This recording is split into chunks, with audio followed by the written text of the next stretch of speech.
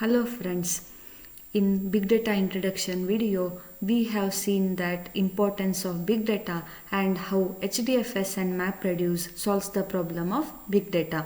HDFS solves the storage problem, that is volume and variety, whereas MapReduce solves the problem of velocity, that is a processing. In this video, we will look at HDFS introduction in detail. These are the topics I am going to cover. Okay, first let's see what is a HDFS, Hadoop Distributed File System. Then what is a DFS? It is a distributed file system similar like your local file system, where all computers or different computers machines connected via network. Okay, now let's see why we need this. Imagine you want to store 4 TB of file, but your local file system can capable to store only 1 TB of file. In that case, you will store other 3 TB of file in different machines which are connected via network. Okay, you may say that for that why we need different machines? We can just increase the hard disk capacity of our local computer. Yes, you are right. But there are some limitations. You can't increase the volume, you can't increase the capacity of your hard disk than the given limit. Okay, but if you imagine you have a very less amount of data, it can be stored in your local computer. But still, why you need a distributed file system? That is because, let's see one example. You are constructing a building and you alone constructing it, so you need a 12 months to construct that. What if more 11 people joins you? So you can construct the same building in approximately only 1 month. In a similar way, if you want to process 4 TB of file, you may need some 4 hours of time. But what if you divide that 4 TB of file into smaller blocks of 1 TB each size? Then you can process that in parallel and finish your work almost approximately in 1 hour. So we need a distributed file system. Let's see at HDFS architecture. It follows master-slave architecture. Here, name node is a master and data nodes are the slaves. Data nodes follow the instructions given by their master, that is a name node. Name node stores the information of metadata. This is a very crucial information and needs to be accessed very fast. So, name node stores this information in its main memory. But as it is a very crucial information, this should be backed up. It is usually backed up in the backup node. In some cases, there is a secondary name node. When the main name node, primary name node goes down, the secondary name node acts as a primary name node. Okay, let's see how we store data in these data nodes. As we saw in previous example, like how 4 TB of file you divided into smaller blocks to process it faster. In a similar way, HDFS divides the file into the smaller blocks. The default size is 128 MB and this can be configured depends on your requirements. If we see here in the example, this is a 320 MB file, and when HDFS divides, it divides into 3 blocks. 2 blocks of size 128 MB and third block is of 64 MB, and these 3 blocks are stored in these data nodes.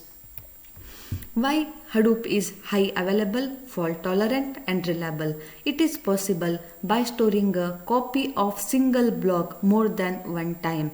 So this is known as a replication, and by default the replication factor is 3, and this is also can be configured depends on your requirements. Okay, let's see. The single file is divided into 5 blocks here, from block number 1 to block number 5. Let's see, the block number 1 is stored on node number 1 and node number 2 and node number 4. In a similar way, the block 3 is stored on node number 1, node number 3 and node number 4. This is a replication. Okay, you may thinking how this name node decides or selects the data nodes to store this data. This concept is known as a rack awareness. First, let's see what is a rack. Rack is a group of nodes connected via single network switch. If this network goes down, the entire rack will be down. All the nodes inside that rack will be down. Okay, so the name node should select very intelligently to the data nodes to copy or to store the single block 3 times. Okay, how it does? It selects 2 data nodes in a single rack and 1 data node from a different rack. Okay, why it is do so? Because if the entire rack goes down, still you have a third copy stored on different rack. Okay, but why it selects 2 nodes in a single rack? Why it not select the second node also from another rack? Okay, because it want to improve the network traffic. If the processing is going on this node 3 and there is a data stored, if this machine goes down, at least there is a same data stored on different computer of a same rack, so it can be faster to trigger a same job on this computer rather than triggering the same job on a different rack. So it is a slow compared to triggering here. So this concept is known as a rack awareness. Okay, so as HDFS mainly solves the problem of storage, we need some read and write operation on top of this storage. So let's see how these read and write operations are performed by HDFS.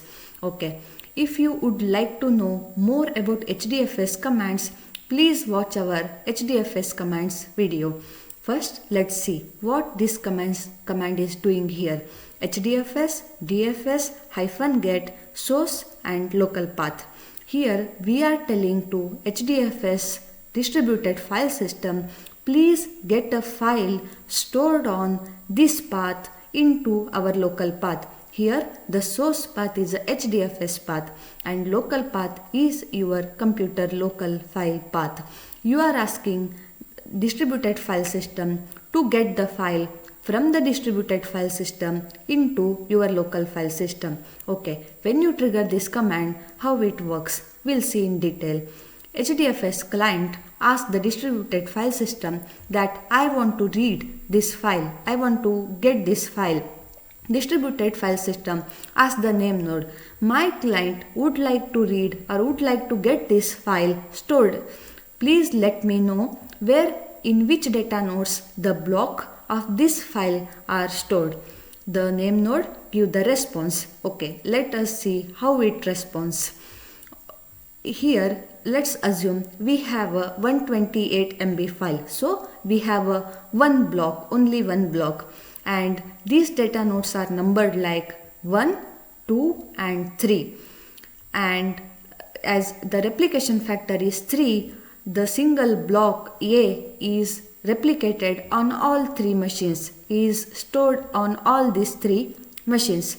When name node give the response, it should be return the data node address from where HDFS client can read the block or can read the file. Always it returns like that.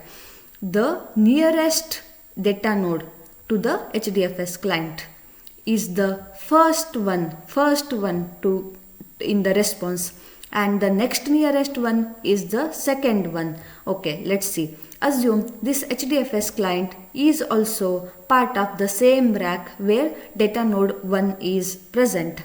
So for HDFS client, the data node 1 is very near and data node 2 is bit far and data node 3 is more far. So in the response, the address look like that, 1, 2, 3. So what HDFS client do? It takes the first address from the response and with the help of FS data input stream, it reads the data from node 1. If this node 1 is not available, in that case, it checks the second address and read the data from second node. Okay. Let's see how write operation works here. In the same way, here first we see what is this command, HDFS DFS -put local path destination. We are asking our distributed file system, please put this local file which is present in our local file system into a distributed file system. So we are asking to copy this file from our local file to distributed file system. Okay, what this do? When we when we execute this command, the HDFS client asks distributed file system that I want to write the data. Distributed file system asks the name node, my client would like to write some data. Please let me know where it should be written.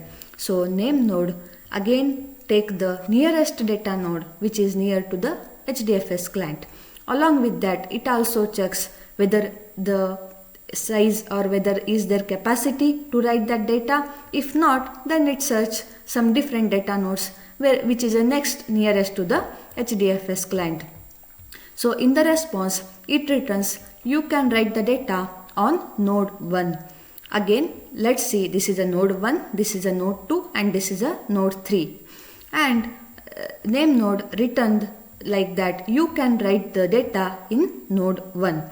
Also, name node gives the instructions to its slaves, that is to data nodes. There is some write request is coming from this client, so please accept it and write the data. As slaves obey to the master, data node should obey the instruction from the name node and should write the data. They are now waiting for the data from HDFS client. With the help of output stream, HDFS client write the data to data node 1. Data node 1 already know, okay, I am getting some request. It writes the data and asks the next node which is informed by name node to replicate the data. Please copy this data in your machine as well.